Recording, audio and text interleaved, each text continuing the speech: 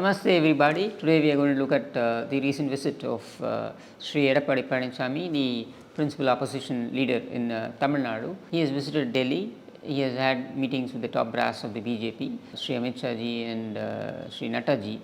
So they had met him, and a lot of political developments were discussed. That is what is being said in the meeting, and it was also a courtesy call because, as he claimed in the press meet which he gave later on, that every 6 months they've been having this meeting within the NDA partners, and this meeting was also one such get together, I could say. And the Tamil Nadu political situation was also briefed upon, and it was also to be seen that this particular meeting acquires significance because this comes after Sri Aiadmk taking over as the official General Secretary of the Aiadmk post the election, where he was elected unopposed to the post of the General Secretary. And his visit to Delhi is also seen under in the context of the recent political developments in Tamil Nadu vis-a-vis the raids that have been going on, the income tax raids that have been going on in the camp of MK Stalin and his family members, say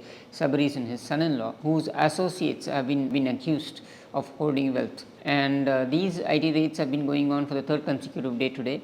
And in this context, this particular visit, because it also coincides with the visit of the Honorable Governor of Tamil Nadu to Delhi, and it also seems to be like the time to visit, the season to visit Delhi, because the Chief Minister of Tamil Nadu is also visiting Delhi today evening, and tomorrow he is slated to meet the Honorable President Srimati Draupadi Murmu and hand over an invitation where he has invited her for the super speciality hospital that has come up in Guindy, Chennai, which is going to come under the name of Karunanidhi.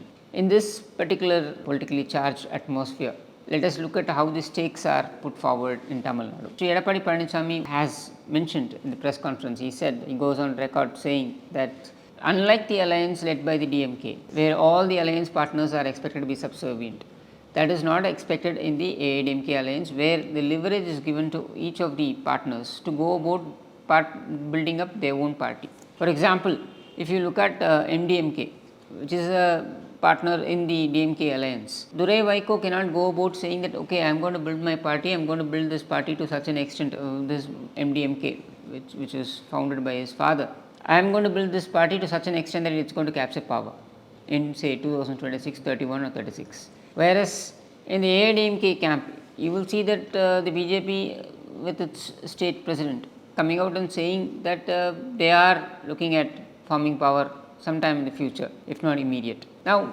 should they get offended? Should the Aiadmk get offended by this statement? Of course not, because it is not insecure, and it does believe that each party has their own agenda or its own agenda, and they will go forward in that particular direction only. However, when it comes to election alliances, electoral alliances, there certain compromises have to be done by all parties concerned, where all our ideologies do not match, yet we do make some compromises and we come on the same plank because we identify a common enemy, and that particular enemy has to be defeated. This is how alliances work throughout the country. That is how you had BJP even going out with people who could be diametrically opposite to their ideology, which is like PDP, Mehbooba Mufti. Now, with this alliance calculation in place, because Sri Aiadmk is very clear when he says that we are going to go ahead with this alliance, we hope to go ahead with this alliance, but as of now this alliance continues, and when the elections come, the due decision will be taken, which I believe could be in the end of 2023, because that is when the alliances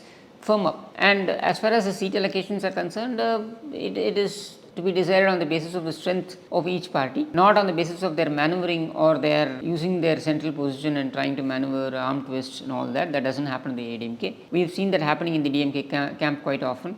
We have seen how Indira Gandhi was able to wrest this number of almost equal seats, because the same Indira Gandhi in 1971 had to withdraw unceremoniously from the assembly, from contesting the assembly election, because the understanding was that Indira Congress will not contest the assembly elections of 71, whereas they will get the bulk of seats when it comes to the MP elections, the Lok Sabha elections.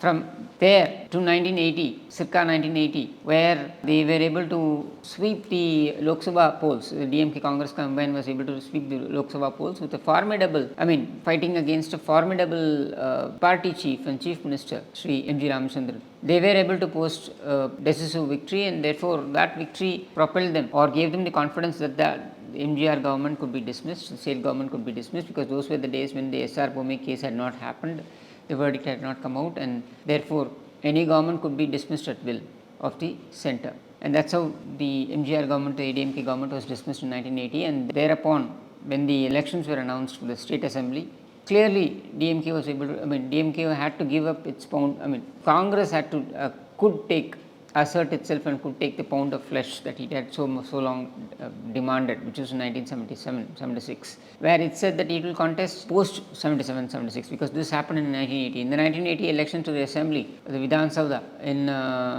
Tamil Nadu, Congress was able to strike a deal with DMK in such a way that they had in fact contested more seats than the DMK. It was a 50-50 seat share module, whereas even though it was touted to be 50-50, Congress was able to get more people to contest in the constituencies than the DMK.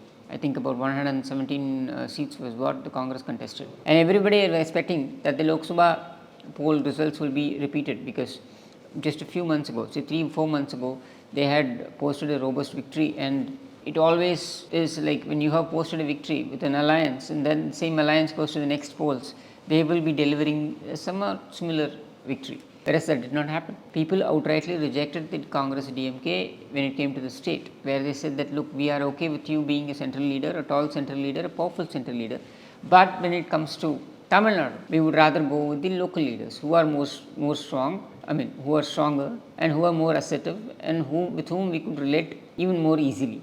And that is how MGR, who went to the campaign or who hit the campaign trail by playing the victim card, because he of course was the victim, and he said that his questions were pertinently raised towards the women folk, where he asked them that what mistake did I do that I deserve such a treatment? What mistake did I do that my government should be dismissed? And you can correct this, you can prove them, or you can pass them or teach them a lesson by voting for me. And that is exactly what the people did. So MGR comes back to power, and clearly Congress was caught on the back foot. DMK was anyway expecting defeat. So it is under this circumstance that the MGR Congress alliance was again revived. Why I am saying this is because the Congress has always arm twisted itself into the Tamil Nadu alliance module, and till the tall doyens of Congress, like the regional satraps of Congress, like Varapadi Ramamurthy or Sri Mupanar. See, these were people who were assertive, and these were leaders in their own right. So they were able to arm twist, whether it is the DMK or the AIDMK, they were able to get the fair share. And those were the days when Indira Congress and Rajiv Gandhi, they were all in the peak of their popularity, and therefore the Tamil Nadu parties, the regional parties, had to toe their line. But even there, the AIDMK was very assertive. Having said this, where did this arm twisting again come into play? You can say this in 2011, when cases were filed on the basis of the spectrum revelations, and cases were filed on so many other departments where the DMK was holding forth. And it so happened that when the alliance talks were happening in the Anna Arivalayam, which is the headquarters of the DMK, in the ground floor, on the first floor, raids were happening in the offices pertaining to his, offices related to his daughter, his son, and so on and so forth. It was clearly an arm twisting, where on the top floor you conduct the raid, and in the ground floor you are negotiating for more seats.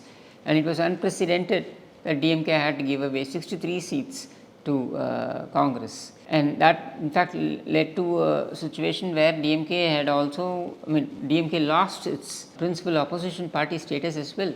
Forget the ruling party, it even lost the principal opposition status, and that status went to Vijaykanth. Now, why I am saying this is because, why I am saying this, or why am I even sharing this information, is to make you realize how DMK arm twists its partners, and how ADMK behaves very courteously even with the most ambitious partners that it could have in its alliance. This is the difference that has to be highlighted here.